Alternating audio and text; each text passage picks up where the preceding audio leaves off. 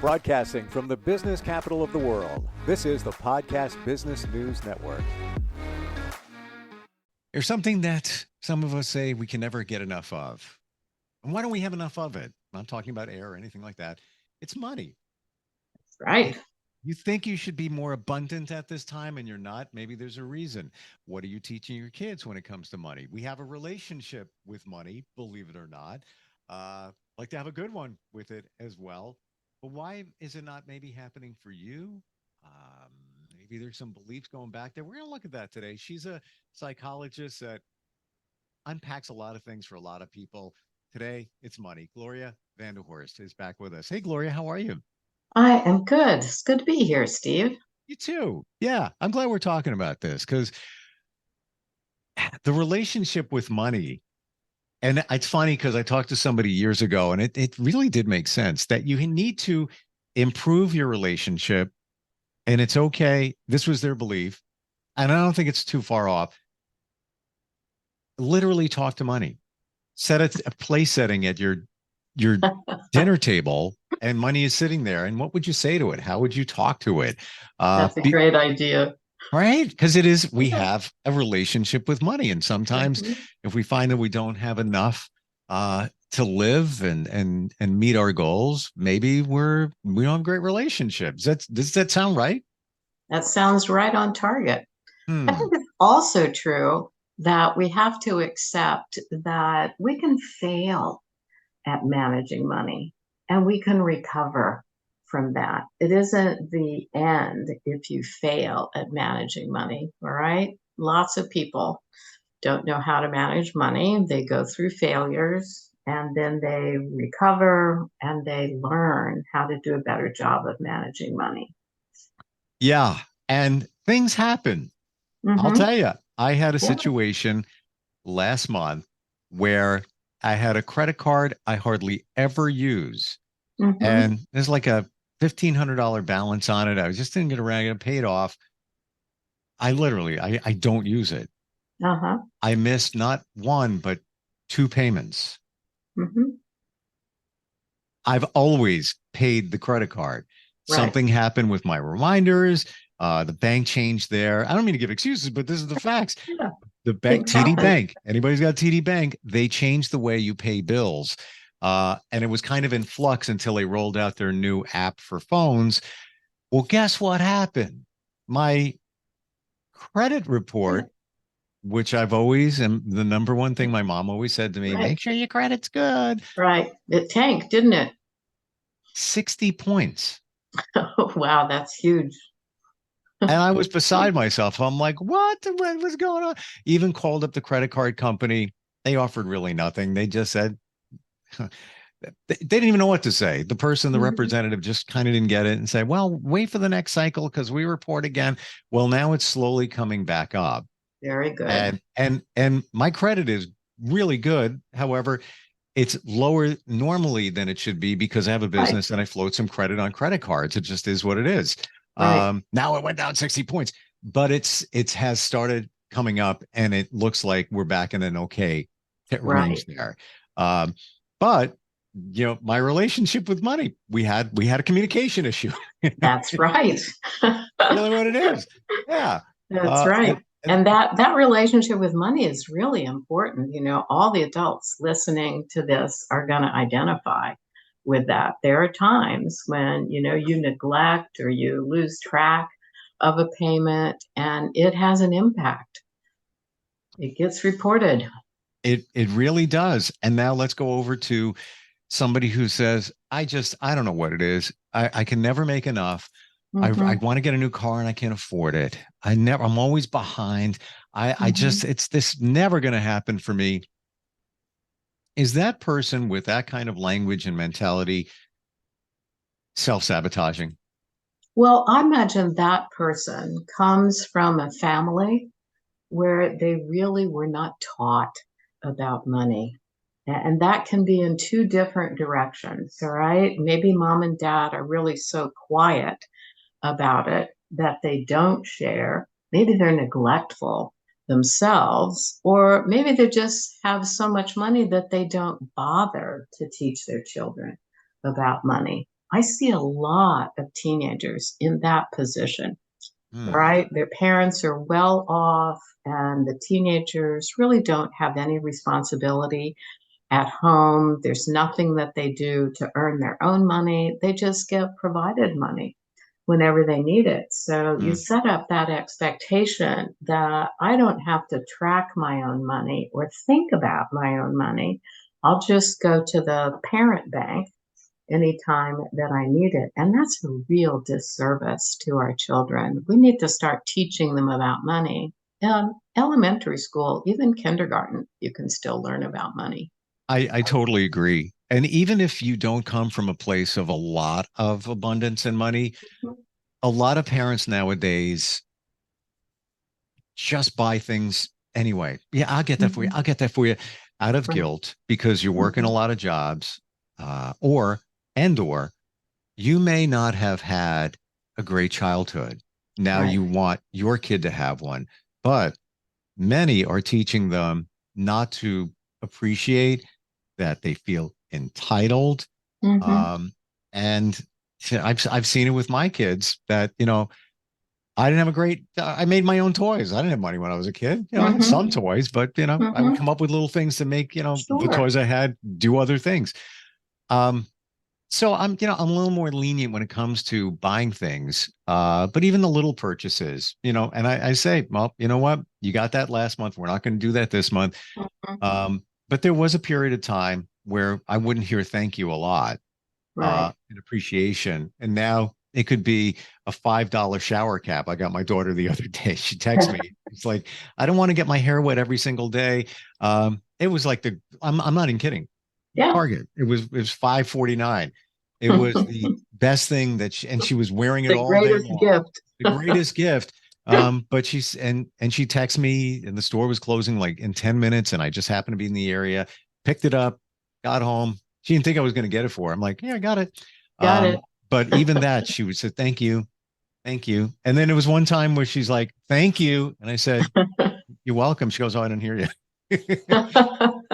No, but That's great. what about, and I have a friend, Trish, who the example I gave before where somebody says, I never have enough. It's just, I Mhm. can't afford that. I really believe that she has that belief that is true. And it's not, but I think that was instilled by her parents. Mhm. And a lot of our parents always said things like, money doesn't grow on trees. What are you doing? Right. Right. Planting that seed. And also Mhm. her ex-husband, I think, had a lot to do with that as well. Because that's what she says a lot. I don't have enough. Does that Right. sound reasonable too? It does. And I think a lot of times people are afraid to manage their money. All right. And Yeah. so sometimes they're super conservative. So they will just deny, deny, deny. I don't have money for that, and I don't have money for that, and constantly deny themselves. Hmm. Or they will not be aware at all of how to manage money, because managing money is a process that you have to learn. It doesn't come automatically. You really have to learn that process. Now, I can remember my parents, both hardworking, but in lower class kinds of jobs. White collar jobs were not available to them, so they're in Hmm. the blue collar system. And they had a sequence of envelopes that they used. So they would put their electric bill every week. They decided how much had to go to the electric bill. All right. It wasn't collected until every month, but Hmm. every week a little bit would go into the electric envelope or the insurance envelope or the grocery envelope. So they had a system, and that's my point.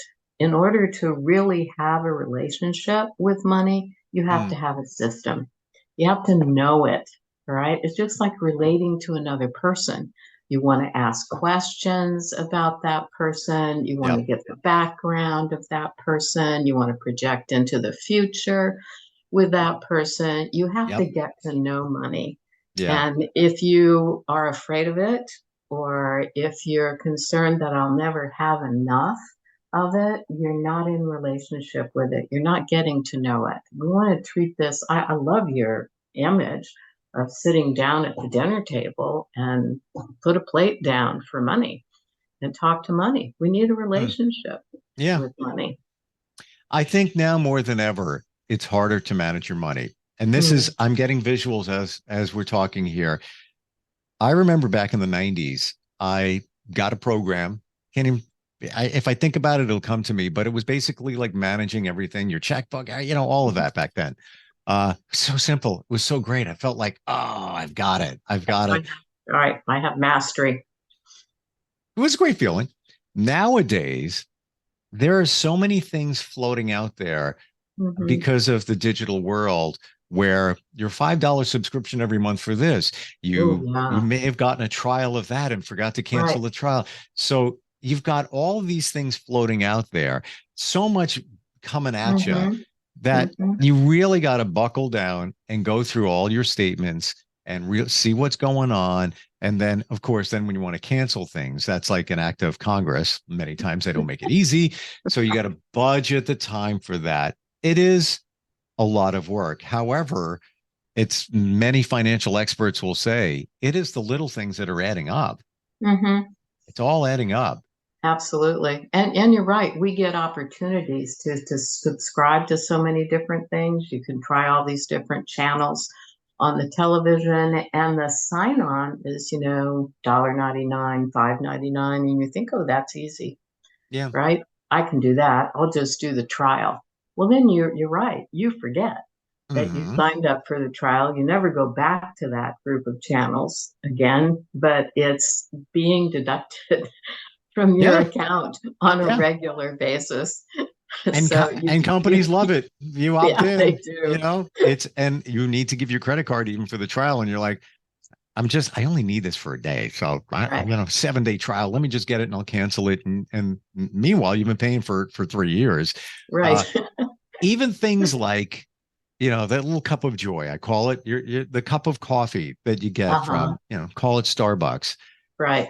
Me personally, I don't do it every day, but maybe every other day. I don't get a Frappuccino. I get a decaf coffee with some sugar-free flavoring.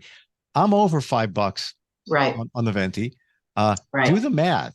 Even if you did it every day, go 5 times, 5 days a week, and the entire you're looking, a lot, hundreds, thousands, $1,000 you're looking at. That's right. We do those small things without thinking about it. So unless we really do sit down and take a look at where did I spend all of this money, and that's the reason that it feels like I just never have money, because I'm spending it in all these little places without really taking a serious look. Do I need that cup of coffee, or can I just go home and brew one? All right. And that's going to cost me pennies instead of dollars. Making choices is really the thing that's the critical part of managing money. And it's so easy to get sucked in with even delivery, things like DoorDash and grocery delivery. Yeah, it's great. I signed up. Oh, so here's the thing. I signed up for a grocery delivery service and somehow I paid $99 for the membership. For the subscription, right? Yeah. My friend told me you don't have to do that. It's free. What happens is you get a break on your delivery fees if you sign up, and somehow maybe it equals out, but it depends on how often you use that delivery service. So I've canceled it. I think it runs out like literally any day now. And I'll just do it without paying that subscription price. So that cold winter morning where I don't feel like going out and somebody wants to make money and get a tip, I'll just use it on those days. We talked about kids before. What should you tell your kids? You want to be proactive. Let's say you've got elementary school age kids, tweens. What kinds of language should you use with them when you're talking about money? Well, first of all, I think elementary school age children should have responsibilities. And there are so many places, so many parents now who do things for their kids instead of giving the kids an opportunity to be proud of something that they've done. It's just as simple as, make your bed in the morning. All right, Yes. pick the Yep. clothes up off the floor Yeah. and put them in the laundry basket. So I think kids should have responsibilities and that they should be paid for some of those responsibilities as well, so that they learn from the very beginning how to manage money and how to connect their effort with their income.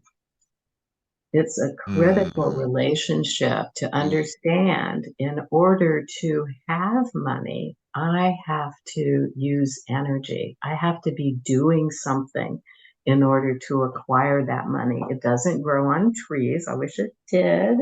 We have 2 or 3 beautiful trees in our yard. I'd love to go out and pick dollar bills off the trees, but it doesn't grow on trees. It comes only because of my effort. And I want to connect effort with income so that teenagers have an interest in doing something to earn some degree of money. And they have responsibility for how do they manage it? What do they use it for? Yep. And I've seen a lot of parents do this with, even if they just do allowances, they then require their kids to save a third of it, give away a third of it, and spend a third of it. And I Hmm. think that's a Oh, good division. oh, interesting. Oh, I love Yeah. that. Yeah. And that's easy to, now you're working with a little bit of math. So, your kids have to figure it out. I want to go back real quick to earning it and the chores Hmm. need to be done in a timely manner. Right. I have that challenge where, can you empty the dishwasher? 2 days go by. It hasn't been done.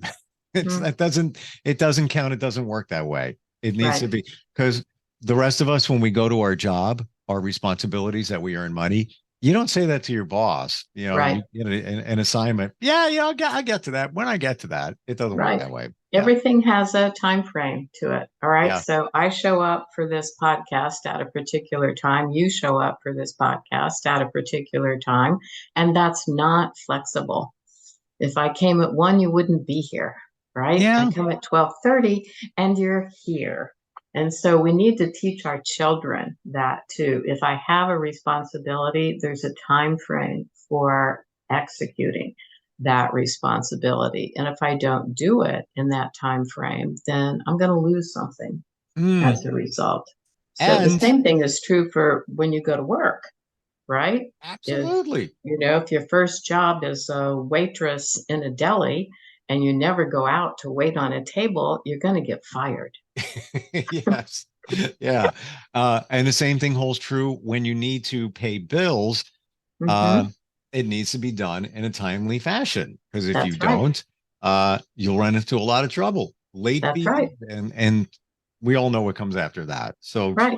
yeah, I think Your those, electricity will shut off if you don't pay the electricity bill of on course, time. of course. So, if somebody thinks they may have what is called a limiting belief about Hmm. being able to earn what they want to earn, be where they want to be in life, is that something that you can work with them on?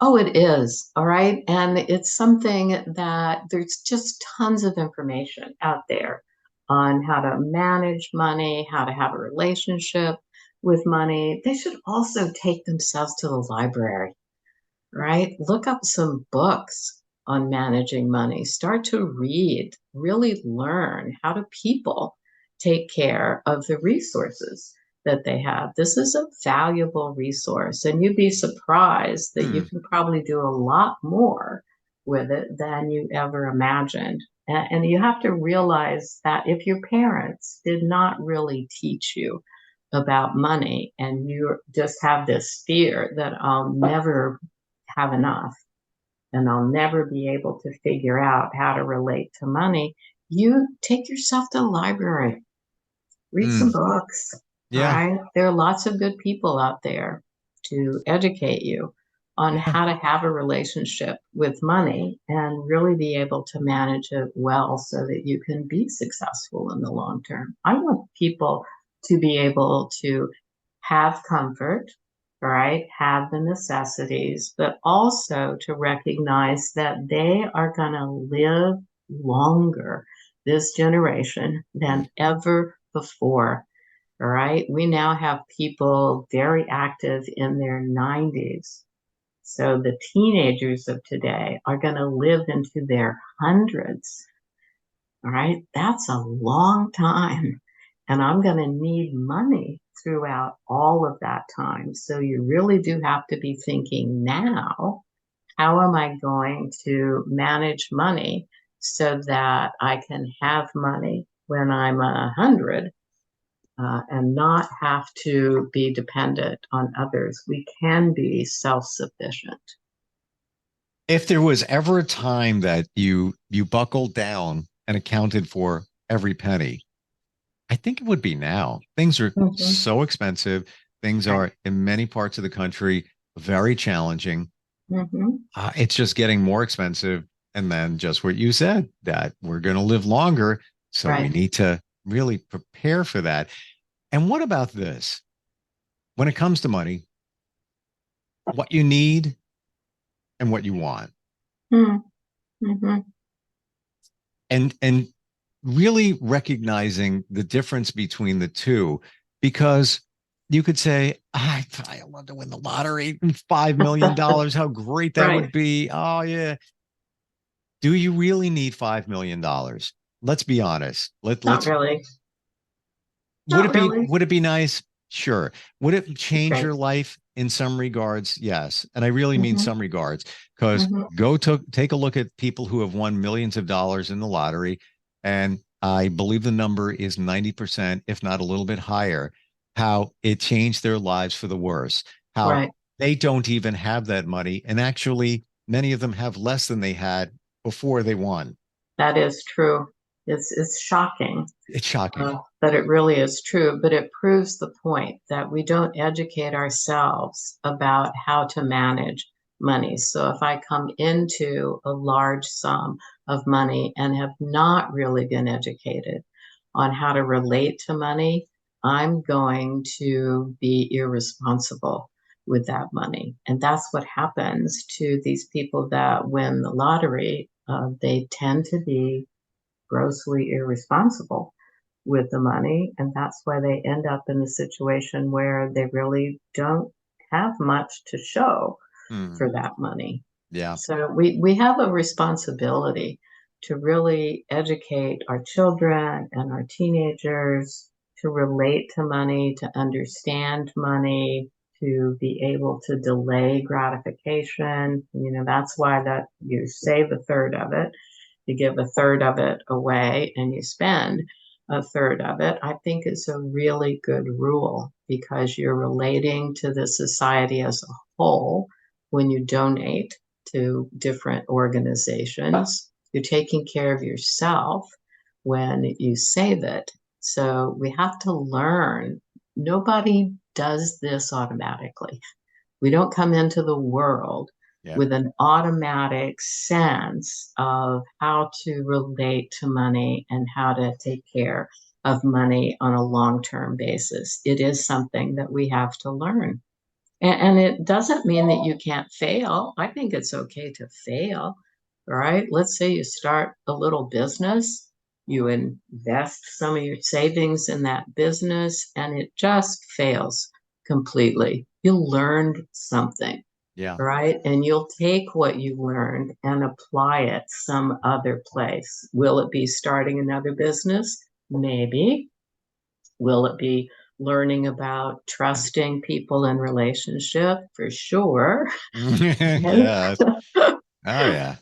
Yep. So, you know, we have a responsibility to help our children learn how to manage money. And in this day and age, we keep our children so busy that I don't think we expect them to learn how to manage money. I'm glad you said that, because you're right. You'll make sure that your kids are going to soccer and Mhm. lacrosse and cheerleading and all Right. these things. And do they really want to? That's another question. Is it they think that they should be doing that because you as a parent maybe are pushing it? Well, I'm being and everybody else is doing it. right. All right. It I'm is a being very honest social here. norm right now to I'm keep your being kids busy. It is. It is. I think what we talked about this in the past, and I have a friend uh, who does just that, single parent.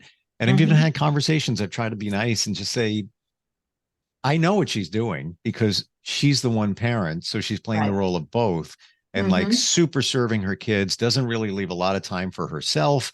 Right. Um, but imagine this all that time, on the lacrosse field or whatever, part of the 5 activities that they're doing. Right. Could you imagine if you sat down and taught them about money? Hmm. Hmm. Wow. It would be fabulous. Because look at the life skills that they would learn from an early age Hmm. versus the lacrosse, not take or whatever the sport is. I'm not taking away from that Right. because there's competitiveness, there's sportsmanship, dealing with others, a team, the exercise involved, the commitment. All of that is Right. important. But if you're doing 4 of those activities, maybe take one away and focus on money, for a couple of weeks. And, Well, and you miss the opportunity. We keep our children so busy that they miss the opportunity to learn to reflect. And it's in reflection that creativity is born. They miss the opportunity just to learn how mm, to relax because mm, we don't give them time or opportunity to relax. And they miss the opportunity to really be creative.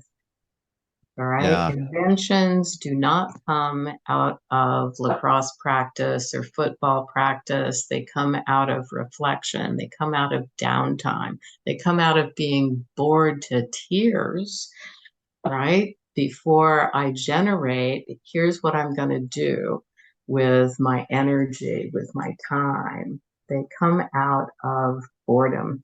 Mm, Creative ideas get born out of boredom. love that thought. I love that thought. It's funny. Even us talking today, I'm reflecting back. Remember, I said the 90s and that program I Mhm. was using? I wouldn't have been thinking that. But you know what?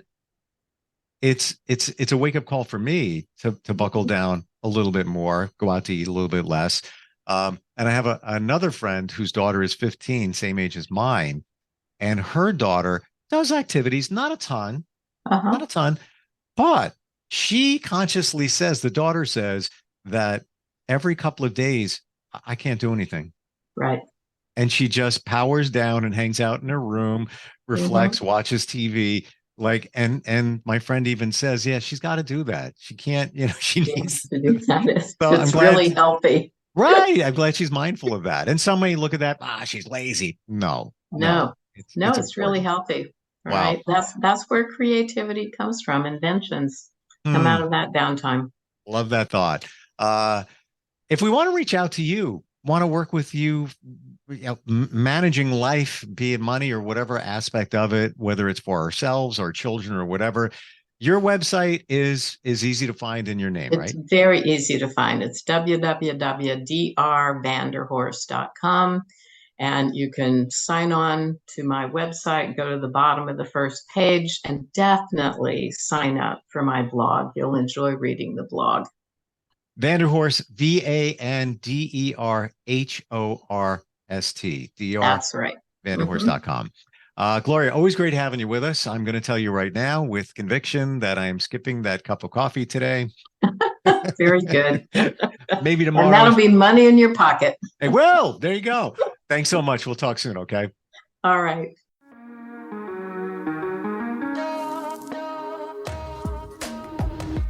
Broadcasting from the business capital of the world, this is the Podcast Business News Network.